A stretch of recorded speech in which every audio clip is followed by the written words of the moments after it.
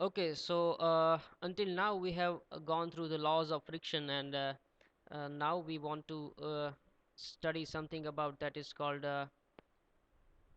angle of friction, and that is very important term when we are studying the friction. So let us see this figure. Now don't worry if you don't understand anything in this figure. I will teach you one by one that what is represented over here. Now this is the cube which is resting on the surface. This is the surface, and the cube is resting on the surface. Now what we are doing is we are applying a force, some amount of force P. It is represented by this vector P. So this P amount of force is applied on this cube. This is the weight of the cube, means the W is representing the weight mg, or you can say W, weight of the object.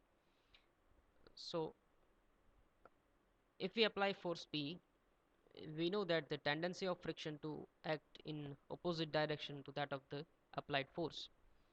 Now keep in mind that this is the case of static friction, means the object is not moving, it is stationary, and just we have just started the applying the force P, and we are increasing the force. You know that the frictional force is always equal and opposite to that of the applied force. So if you increase P, the F will also be increased.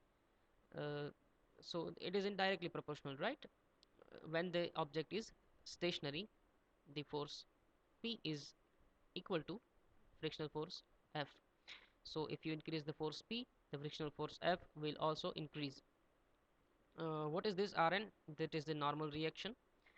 Remember that the normal reaction is always equal and opposite to the weight of the body.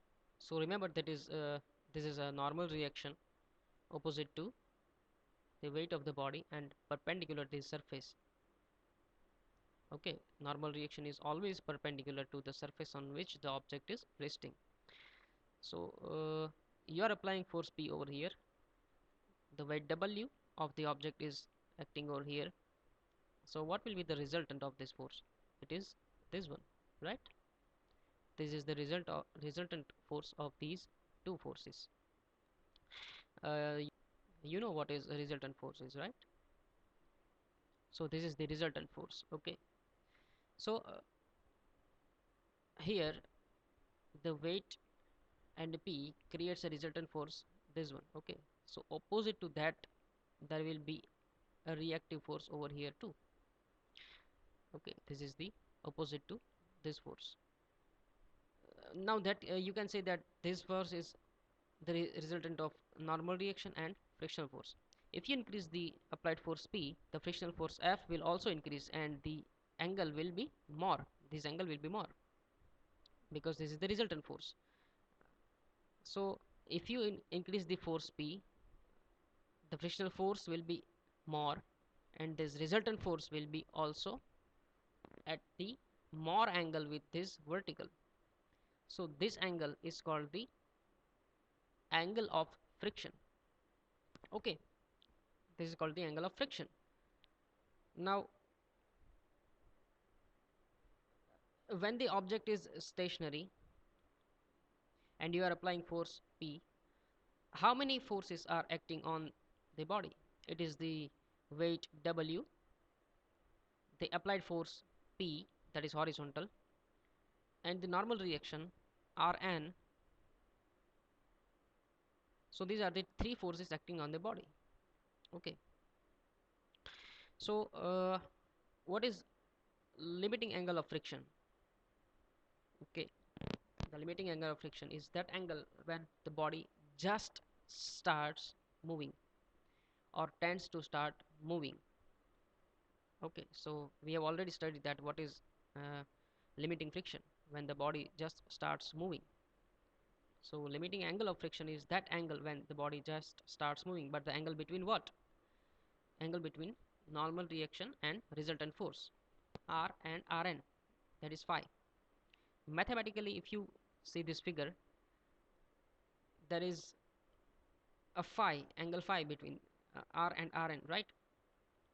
So if you apply a tan phi over here, what is tan phi? It is opposite upon one side, means F upon Rn.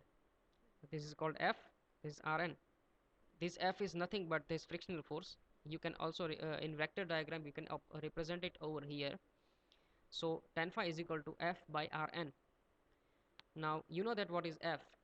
F is mu Rn, right?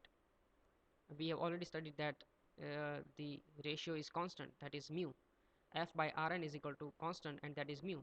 So F is equal to mu Rn, we know that. So what happens? Tan phi becomes mu Rn upon Rn. So both Rn cancels out, and we have tan phi is equal to mu. So that will be the tan phi is equal to mu, and that is called the limiting angle of friction. Okay, now let us move towards the angle of repose. Now what is that? Consider the case when the block is resting on an inclined surface and you increase the angle of the inclination, that is alpha. It starts sliding down the plane. Okay, so when it just starts the sliding down, it's called the angle of repose. Okay, so if the angle of inclination, that is alpha, to the horizontal is increased, and the body or block just begins to move down the plane, then the angle alpha is called the angle of repose. Now just this is just a geometry. Let us consider the weight of the body W acting downwards, and the two components W cos alpha and W sin alpha are represented in the figure.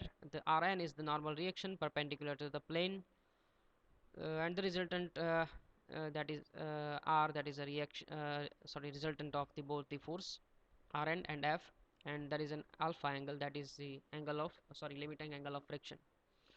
So here you can say that the W sin alpha is balanced by the frictional force F, and W cos alpha is balanced by the normal reaction Rn, and this phi is the limiting angle of friction. Now this alpha angle and this alpha will be equal, okay, because if you move down this if you make the alpha angle 0, this will be also become 0. Now that's the geometry, right? You can understand that. So it is that is a speciality over here, that angle of repose alpha, when it becomes equal to the limiting angle of friction, the block will move, but the block will start moving down. Let us understand it mathematically. uh, you can see that the W sin alpha is equal to F, right? Is equal to F, frictional force. Now we know that frictional force F is equal to mu Rn, right? But here Rn is equal to W cos alpha. The Rn is equal to W cos alpha. You can write that. So sin alpha upon cos alpha becomes tan alpha. W becomes W is cancelled out. What remains is sin alpha upon cos alpha, that becomes mu. Now you know that what mu is. The mu is tan alpha. So the mu is tan phi. So tan alpha is equal to mu is equal to tan phi, or you can say alpha is equal to phi.